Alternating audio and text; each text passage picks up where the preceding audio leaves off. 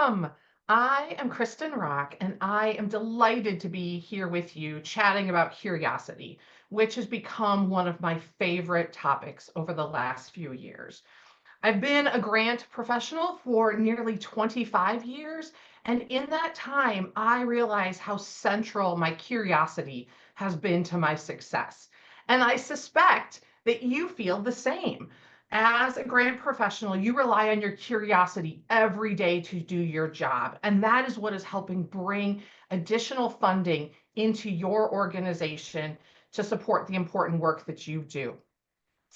Even though you're using it all the time, you might not yet think of your curiosity as a true superpower.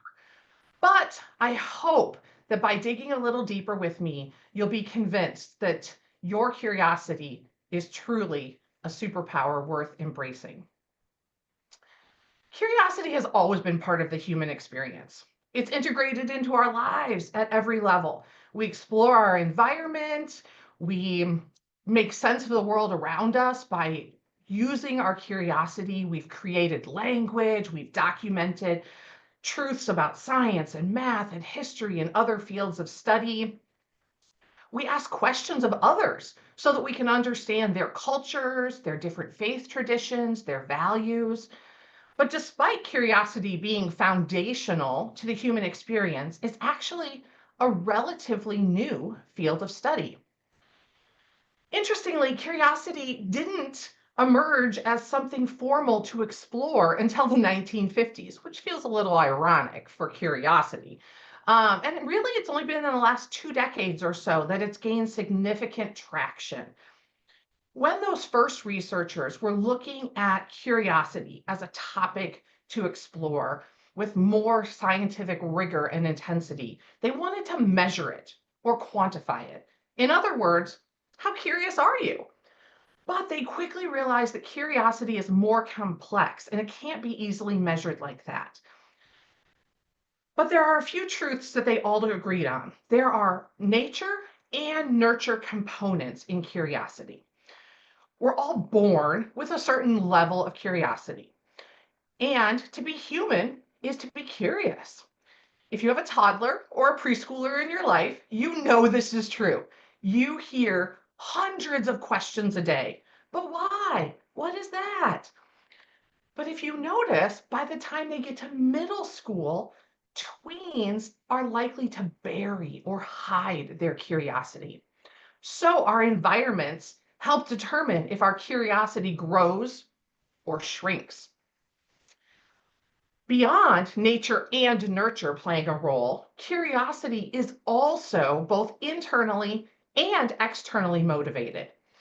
Internally, you might be motivated to learn everything you can about Ukrainian culture or Maya Angelou or knitting.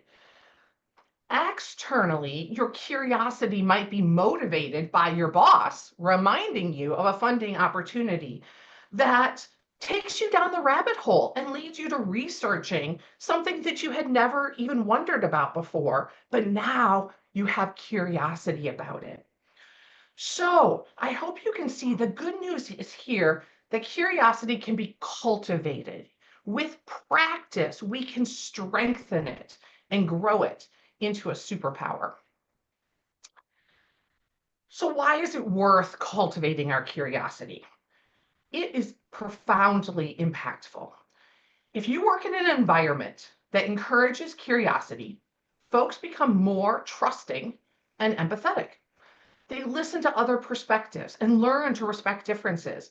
This, in turn, leads to better problem solving. When we acknowledge that everyone sees the world a little bit differently, we're more open to innovating with them. It feels safer and healthier to express our ideas and throw things at the wall to see what sticks. As you can imagine, not only are those teams healthier then, but they're more creative, more flexible, more productive. And in the end, those individuals also say they feel more fulfilled and they're more resilient. Doesn't that sound like a superhero team? In fact, it's less dysfunctional than most of the superhero teams we see in movies. So all of that comes about by encouraging curiosity. It is one of our greatest assets. So How do we deploy it as grant professionals? How can we use curiosity to demonstrate our value at work and help our nonprofits maximize the good work that they're doing? We're going to look at two foundational types of curiosity that are important for all grant professionals: intellectual and interpersonal. As you can imagine, intellectual curiosity is pretty straightforward. It's seeking knowledge and facts and ideas about the world around us. You know people who have a wealth of intellectual curiosity. They're the ones who are trivia buffs. They're going to the library and reading widely on all sorts of different topics. They're the ones that don't just accept things at face value, but ask questions to really challenge assumptions. And they are fantastic problem solvers. If we think of like the patron saint of intellectual curiosity, it would be Albert Einstein. His intellectual curiosity changed everything we know about the world through his discoveries. Now, just as important as intellectual curiosity is interpersonal curiosity. This type, instead of seeking knowledge and understanding of the world, is seeking that about people. So you know these folks too, who have a heightened sense of interpersonal curiosity. They want to understand how people tick, right? What is motivating them? What different experiences have they had that have informed how they live? This type of person is amazing in an office setting because of their curiosity. They're really fostering empathy and improving communication for everyone. They are fantastic listeners. If we were to think of someone who embodies interpersonal curiosity, it is your friend and mine, Ted Lasso. His interpersonal curiosity helped him know how to relate to and how to motivate each of his players. And we, as grant professionals, need to motivate our teams. We need to break down silos and get the program team and the finance team and the leadership team all coming together to create a wonderful grant proposal. So, how do we strengthen these muscles? You're probably a grant professional because you already are curious, but there are skills that we can keep developing and growing. Here are a couple of tips about how you might do that. Continue to follow your passions. It will lead you to new areas of inquiry, things you had never even wondered about before.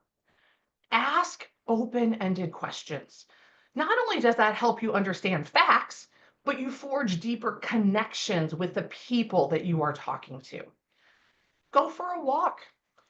We know now that walking is not only good for our body, but also for our brain. And if you can walk in nature without technology, it will help foster additional creativity and curiosity. Consider getting uncomfortable. Try new things. I know this seems a little strange, but by being willing to embrace our fear and to try something new, it makes us more courageous. And curiosity takes courage because we have to admit that we don't know everything. Consider debating both sides of an issue.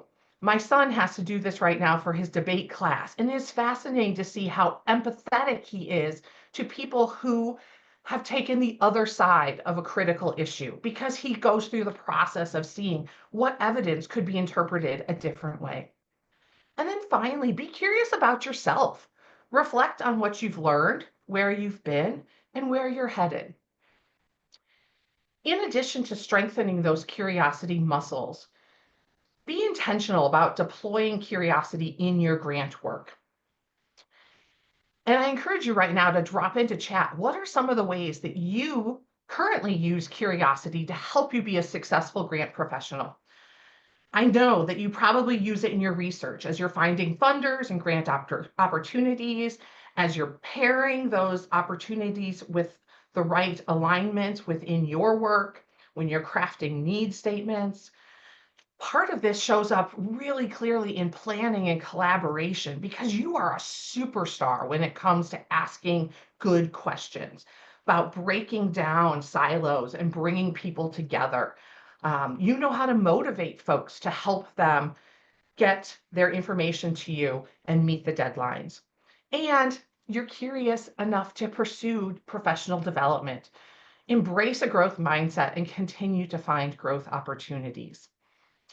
I invite you now to continue on your curiosity journey. If you scan this QR code, I will go ahead and send you a handout of additional curiosity resources and articles that can help you further your education and strengthen your curiosity muscles. And feel free to connect with me on LinkedIn. I'm always curious to learn more about you as well.